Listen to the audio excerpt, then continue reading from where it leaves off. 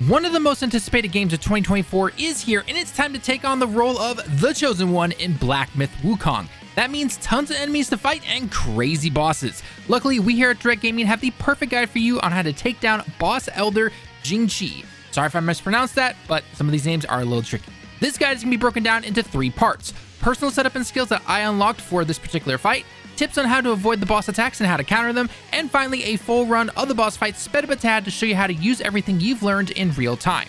Alright, let's get started.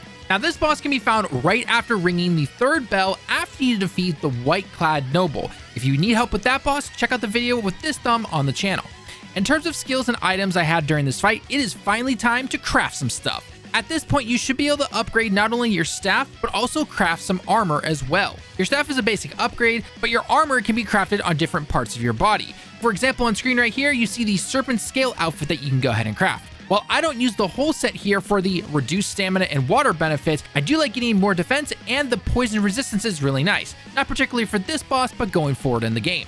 Also, make sure you grab evil repelling medicine and longevity, as these can help you in both reducing the damage that you take and giving you more health overall. Otherwise, what you see on screen right here is everything that I'm using for things like armor, magic, staff stances, and foundation. If you want to pause the video and copy those, by all means go ahead. When it comes to the boss fight itself, Elder Jinchi is similar to the boss you might have seen in the open world by the first main boss. However, this one is a little easier as you can constantly recover your health, and we'll get into those details in just a second. For now, let's go over the attacks that the boss is actually going to throw at you. Right when the fight starts, the boss is actually going to charge up a huge blast move that will hurt you a lot. In fact, most of the moves for this boss do hurt a lot, hence why I suggest getting the medicine. What I highly recommend doing right at the start of the battle though is running right up to the boss, and when you see his hands glow for a second, quickly dodge aside, and that will allow you to get a full combo in on the boss. If you're right next to him, this is very possible and very easy. Now the basic moves that this boss is doing is your typical ground pounds, kicks, punches, and dash attacks. Nothing that you haven't seen beforehand.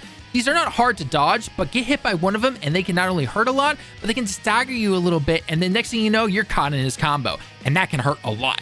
Especially, watch out for that headbutt. He can also trick you sometimes by doing his general ground pound attack, but then you'll start to see that the radius of the attack starts to increase when he does this up to 3 times. Simply sprint away and back off until this attack is finally done, then try to go in for some combo attacks. Now, during the fight, you're going to notice these kind of zombie ghost-like things wandering around the entire temple arena as you're fighting the boss. If you hit them at any point, they will actually disappear and you actually regain some of your health. However, when you see him take this particular stance like you see on screen, all the zombie creature things will transform and then actually chase you down. If they jump on you, they're going to explode and stagger you. As you can see on screen, there's clearly a lot of them, and the more that jump on you, the more damage you're going to take. In order to avoid these, you need to run around the temple until they finally disappear on their own and then go back to normal. As you continue to battle, you will probably see that the boss loves to close the distance by jumping and kicking you at the same time.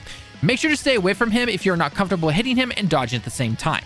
Pillar is a great way to also stagger him if you want to. I know most guys are going to tell you to stick to the heavy smash stance attack to get faster attacks in, but there's just something I love about using the pillar stance. I used it in my previous guides as well, and I'll probably continue to use it as we go on. Keep hitting the boss until you get him down to about the halfway mark. The boss will then jump up into the air and float and summon more of the zombies. During this time, you cannot hurt him though. There's something else you need to be doing. You actually need to hit the zombies as they start to walk towards the boss and offer themselves as sacrifices to heal the boss.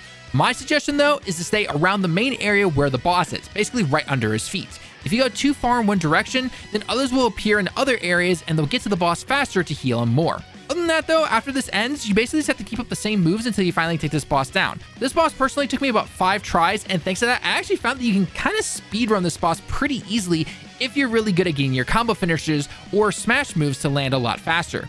You keep staggering the boss until he finally gets to his halfway mark, keep doing it again afterwards, and you basically defeat him. You'll see what I mean in the full unedited section. I could easily do it faster if I was able to go back and fight him again, but overall, it just worked a lot faster after trying this like 4 or 5 times. Just like with any boss though, make sure you try to use immobilization when you can to help deal more damage, and try dodging the attacks at the last second as it can open them up for some extra combos. Now, here's a full run of the boss fight sped up a tad to show you how to take down Elder Jinchi. As always, learn the attacks and patterns of the boss to make it easier for yourself. It's okay if it takes a couple of tries. If you enjoy the guides and a like on the video shows us that you enjoy this type of content, and don't forget to check out our other Black Myth Wukong guides and content along with other videos in the top right corner and pinned comment. Thanks for watching the video. I've been Talon with Direct Gaming. I hope you have a great day and week, and I can't wait to see you all in the next one. Johnny.